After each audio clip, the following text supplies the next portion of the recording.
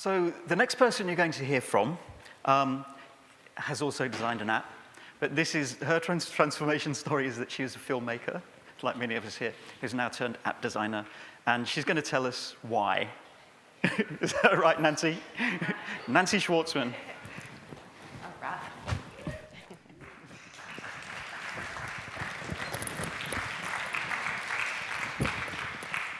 Do I need to, you guys can hear me if I'm over here, right? So, well, this has been such an amazing and inspiring morning, and all these projects are just incredible. So it's a real honor to be here, and I'm aware that lunch is coming up soon, so I will go quickly. But yeah, it's great also to be in a space where when you're an interdisciplinary artist and producer, you're at home with the right people, and you don't have to explain that you have ADD or why you do multiple things. It's just what everyone does. So, whoa. That was extra loud. So as Mark said, I'm a filmmaker, app developer, which was a bit accidental, and a human rights activist. I got started doing cross-disciplinary stuff with my first film, The Line, which is about kind of a taboo topic. It's about sexual boundaries and consent, and it was geared towards young people, and it was released in 2009, and we really wanted to make sure that the audience we were trying to reach was engaged with the content. So we launched a blog, and it was always edited and produced by people in their 20s. I was never writing anything. So from the start, we had a whole team of young writers who were engaged in the issues of the film as well as the film. So it wasn't just like a promotional vehicle, it was more of an interactive conversation space. And a series of web videos, a Twitter presence, and the film itself. And just talking about some blocks that we had with this film, the website is really vibrant, but it's blocked in every high school in America. If it's a public school, it's blocked in every middle school, it's blocked in every public library. So if you're trying to get sex ed in America, don't bother. It's not gonna happen. So we had kind of a two-way approach, an old-fashioned on the ground. So I would go to screenings and host screenings, both at festivals, but all across the US at colleges, and asking, a really simple question of the audience: where's your line? Collecting those answers, posting them on the internet. So because this is about boundaries, people would say things like, my line is being seen as a sexual being, not an object. Wherever I decide it is, not you, my parents, or my culture. So young people were responding to this idea of sexuality and being able to answer a question that they hadn't really been asked before, especially because the project launched right after 8 years of the Bush administration, where it was abstinence-only sex education, and teen pregnancy was on the rise, and violence against women was on the rise, and all that stuff. So that's on the ground. And then to the right, we had PSA video campaigns that we produced in-house, really small, very DIY, and some of them got picked up on MTV. Sorry, excuse me? Yes? Can you say what the movie is about? It's about sexual boundaries and sexual assaults. Yeah, and it looks at the line of consent, this idea not no means no or yes means yes, but all the spaces in between. And it really held up a mirror for people to see the sexual culture they were living in, to speak out about what they wanted and didn't want, that kind of thing. So yeah, thanks for asking. So, right, where was I? So, yeah, so young people were eager to answer that question.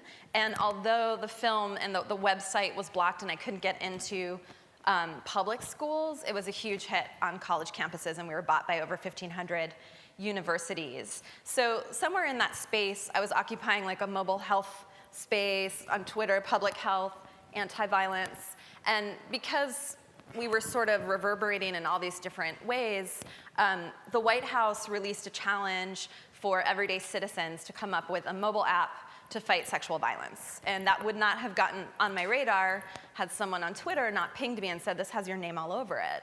And I was like, I can't build an app, I'm a filmmaker. Like, I don't even know where to start.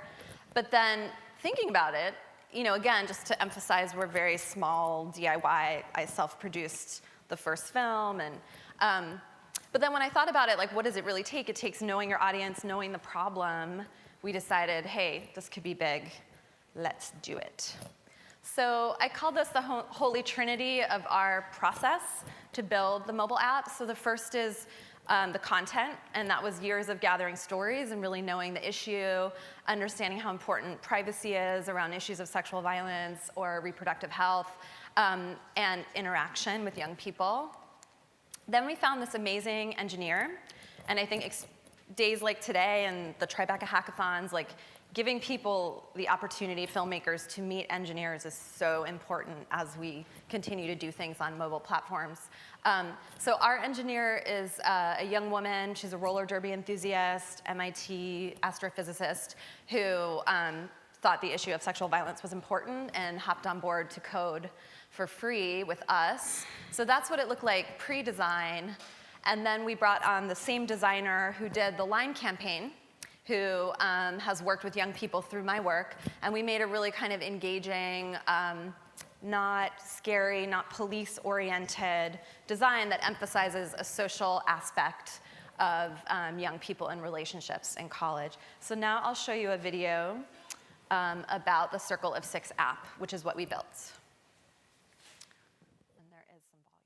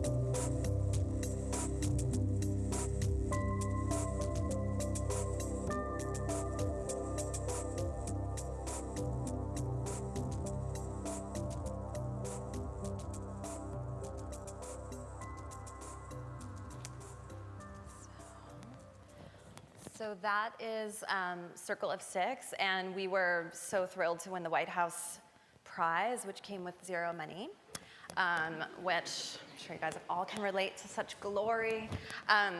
Yeah, but the app is really, really simple. It uses SMS, GPS.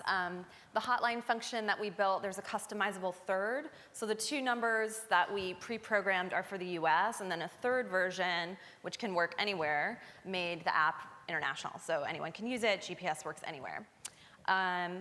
So we built that for the challenge and then built it out. And the one way the White House supported us was they sent a press release when we launched. And actually, I think we got more traction when Cosmopolitan magazine wrote about us. But we took it. We took both. So I just want to talk about how harnessing the media was so important. And I'd love to talk to you about walking into Apple with dolls and getting their help, because they have not given us that love, but we're going to try for it. What we did instead was harness the mainstream media. So by building that demo video, showing people how the app works, why we built it is super simple, not even why we built it, just how it works. Having a really clear message about why we were building it, who it was for, how young people could use it, being really on point about that, and then feeding it to the mainstream press got us tons of coverage. That's me early morning in my pajamas, Skyping from my kitchen. Any news source that wanted to talk to us, we were on it. Cosmopolitan ran us 2 months in a row, getting us thousands of downloads. So the more you could be available to the media with a really tight, clear story, they just took it and ran with it, and it was incredible publicity for the app and really, really helped with the dissemination. And because of that media dissemination, we got picked up all over the world, really, and are being used in 28 countries. Again, I'm going to talk to you about Apple, because 75 should be double that. But the app is about things that people don't want to talk about, especially young women. When they go out and they're out for the night, like, it's the kind of thing that a lot of people had a feeling like, well, I know I need this, and I sort of do this in my life, but I don't want to think about it because it's a bummer. So with that kind of reality, that this is a human rights and anti-violence app, to have this kind of adoption was really exciting. So I interact with our users every day. I have an open channel via email and Facebook, and I hear all different ways that people are using it all over. And I think similar, we launched on iPhone first, and then we started hearing from Android, when are you doing Android, when are you doing Android? We did Android a few months later, and you learn kind of weird, tweaky things. So we have the option is you program 6 friends in, but you can program less if you want. So I found out Android users tend to have less friends than iPhone users, because everyone with Android was like, I don't have 6 friends, can we make it less? I was like, sure. So you learn like strange things about cell phone users. But we also got a lot of requests about building on BlackBerry, not a lot actually, but a few. And so we got into this mindset, oh my God, do we have to be on every platform? And actually, you don't. In the military, if you want to work with the military, then you go on BlackBerry, Windows. I don't know who's on Windows really right now, but they should pay us to build on Windows, I think. Hear that, Microsoft? But so, there was this kind of pressure and this idea, like we want to be available to everyone, but again, like our capacity is really tiny, and college students in the US, for the most part, are on iPhone, and folks abroad generally tend to be on Android, or that's a developing market. So you don't need to be on every platform. It's just sort of knowing who you want to target. So the moment we launched and the White House put a press release out, we started hearing from Indian engineers a lot, and the Indian press picked us up,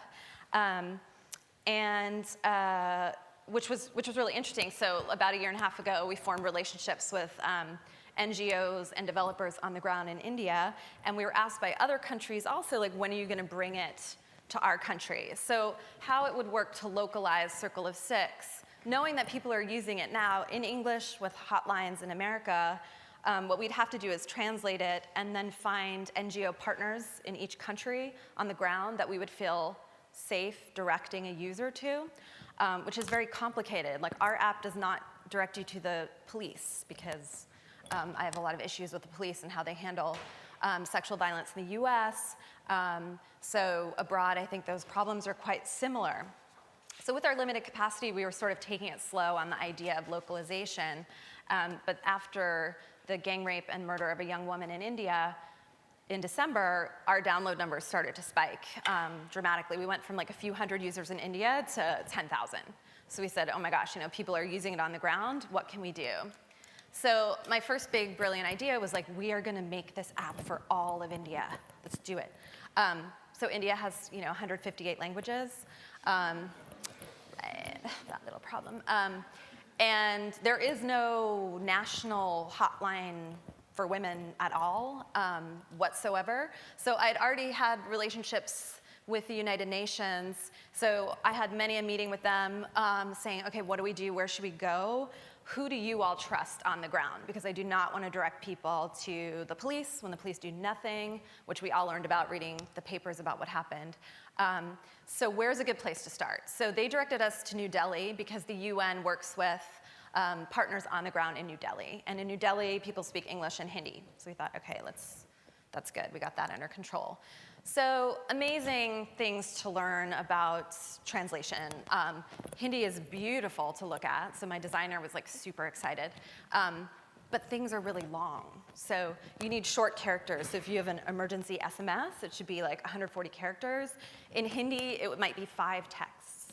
So help me, I am here. Like, that's not a very functional user interface, so we had to really chop things down. Also, culturally, we call the button with the app that has the phone on it, we would kind of joke and be like, that's the bad date app.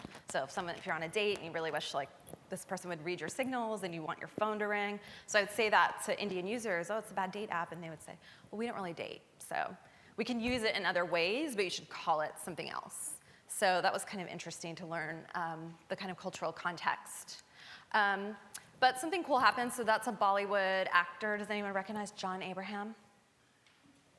No. He's usually, John Abraham? Yeah. We wanted him on a motorcycle, but he was like, that's not appropriate. I thought it would have been. But So yeah, I mean, like there's been some really interesting movement on the ground in India protesting what happened, and we were excited that the app could be a vehicle for people to protest more publicly, to get John Abraham's support against violence. So he helped us. I mean, he has like 1.5 million Facebook fans, so the more he would promote the app, the more downloads we would get. So it's really exciting. This India project's been amazing, and we're in conversation now with Mexico, but actually this was very grassroots. Mexico will be with the Department of Health to localize for Mexico. And we're also talking to South Africa and Hong Kong as well. So yeah, mobile's provided an opportunity to bring kind of anti-violence efforts and tools far and wide without ruffling too many feathers.